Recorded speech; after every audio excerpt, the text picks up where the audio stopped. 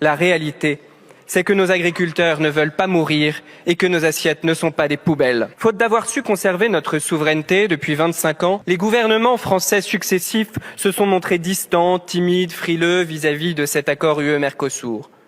Pour obtenir le retrait du volet agricole, il aurait fallu être combatif, pugnace et déterminé. Alors que l'accord se finalisait, Emmanuel Macron déclarait en juin 2019 que cet accord est, je cite, « bon pour nos entreprises et nos emplois ». Or, le volet agricole de cet accord est une tragédie. Il va à l'encontre de nos intérêts les plus vitaux, à savoir la survie de nos agriculteurs. Sans eux, pas de souveraineté alimentaire pour la France.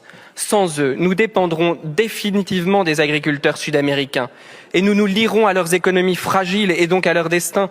Leurs normes sociales et environnementales seront les nôtres.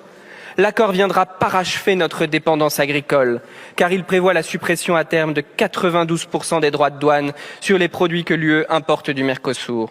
Au groupe UDR, notre position est claire. Cet accord est une honte et nous sommes évidemment contre.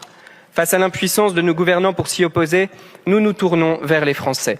Il est urgent de bâtir une alternance politique, car seule l'union des droites pourra protéger nos agriculteurs face à cette mondialisation à marche forcée qui nous est imposée.